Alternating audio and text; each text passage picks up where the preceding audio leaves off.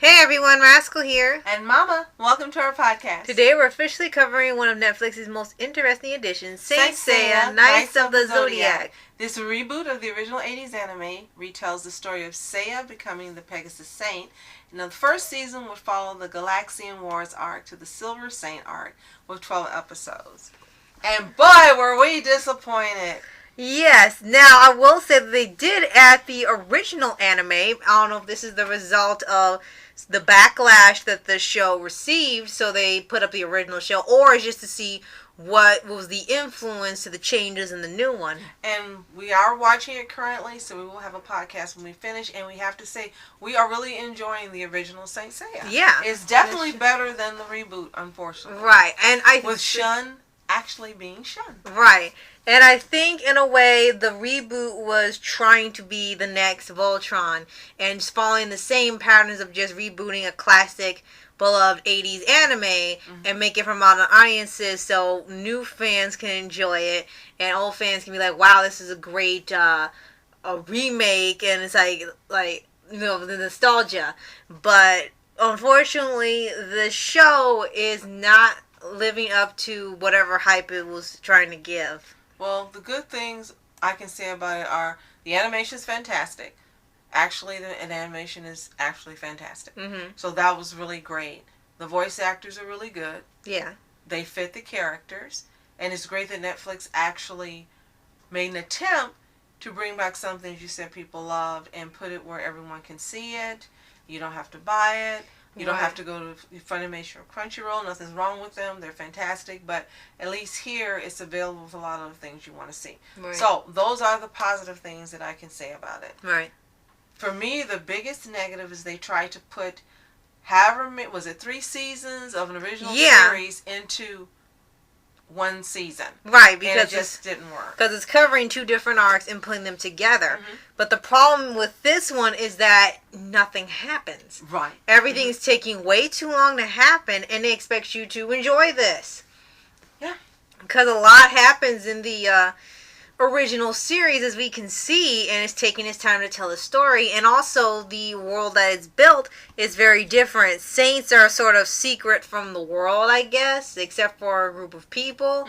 While in the original, they were pretty common and well known, and they had fights, televised fights, and people watched in coliseums and stuff, and they were well known and regarded. But here, they sort of made a secret, like they did with the Lions and Voltron. And the problem with that here is that, like we said, it's way too slow in telling everything. And then when it is telling a story, everything goes way too fast. It time jumps. It doesn't explain anything. It just does this, that, and the other, lightning quick, and then that's the end of the episode. And the next thing you know, the season's over, and you haven't learned anything about the characters or the story or what's going on. It's just that they assume that you're going to follow everything when everything's going at breakneck speed. Well, there's not enough development, and 2, there are many people who probably watch it and never seen the original, like we hadn't prior. And just like with a good news story or anything else, you got to be able to know the backstory to enjoy what's happening now. And unfortunately, Netflix failed to do that. And another big thing that they failed to do that really made a lot of the original fans furious is making Andromeda Shun a woman instead of a man. Right. And when watching the original as we are now, we don't see anything wrong with Andromeda Shun. It's obvious to us that he's a guy. So what, he's wearing those colors. So what, he's very, very pretty. Other than that, we simply don't understand why they decided to change it to a guy, a woman. Yeah. And they were saying, well, where are those strong women? Well, you know, the trainers were women.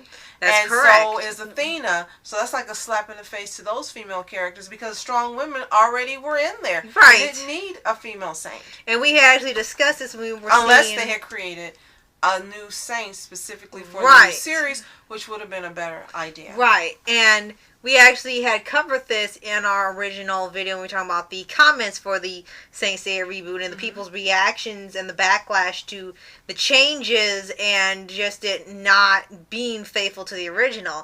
And we have read that the man behind it, like you said, because there were no female saints or not enough strong female characters, he decided to make one character that they thought would be easier in an attempt to be like Pidge from Voltron, they thought people would be more accepting of that. And it would be easier to do that than make a whole new character. But again, there were strong female characters Exactly. already in there.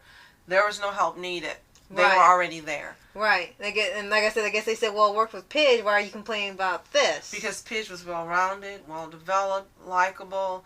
There was a whole arc, backstory that made Pidge interesting and that made you care about Pidge.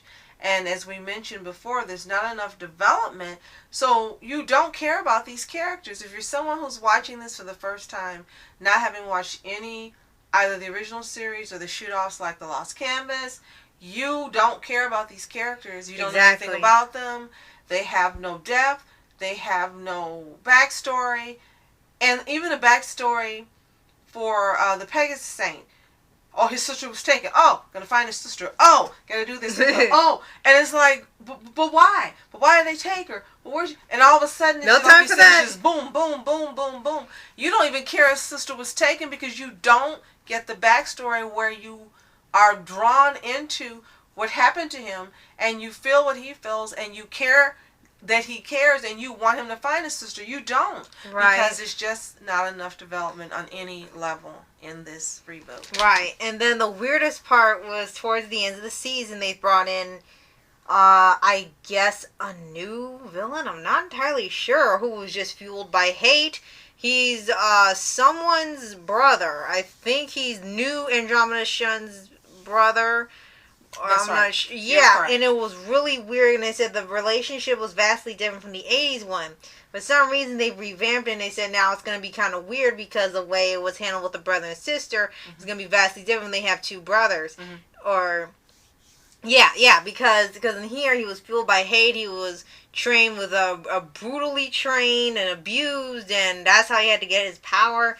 And you don't even like get behind that, or what's the story behind that, or like, whoa, this guy is crazy serious. You can't get any emotional depth into that because you don't even know why this guy's like this. And then when you do see it, it doesn't make any sense because you don't know much of what's going on, how he got there, why is he choosing to live in these conditions, to be stronger, why didn't he just leave? It's just too many unanswered questions, especially if you're new and can't really, get a grasp of what's going on if everything's going way too fast, but then they expect you to get it. So what we're going to do is continue watching the original, which we're enjoying, and we look forward to seeing if Netflix has a season 2 for this reboot, and if they'd make it better than this first season. As you said, I do agree. They tried to make it another Voltron, but if they remember, in the beginning, Voltron had 26 episodes, correct? Yeah, well, 2 seasons, but yeah. So there was a whole lot of development prior to them cutting off the seasons and pretending that one season is 3 and 4 seasons. They did take the time in the beginning of the series to have a whole lot of episodes to develop and give you backstories of a lot of characters and make you care about them. This is what they should have done with the Saint Seiya reboot as well. Exactly. So if you've seen this, let us know what you think in the comments below. If you're a fan of the original and you've seen the entire series, let us know how this stacks up for you. And if you even want to see a second season of the Netflix reboot. Right. So, thank you so much for watching. I'm Rascal Entertainment. And I'm Mom Entertainment. Have a toontastic day. Peace.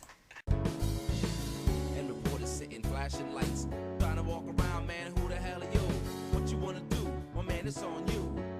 Man, it's on you. With her in my dreams, she was my queen. A castle in the mountaintops, rivers and streams. Plucking sunlight from the sky in my pocket, give it to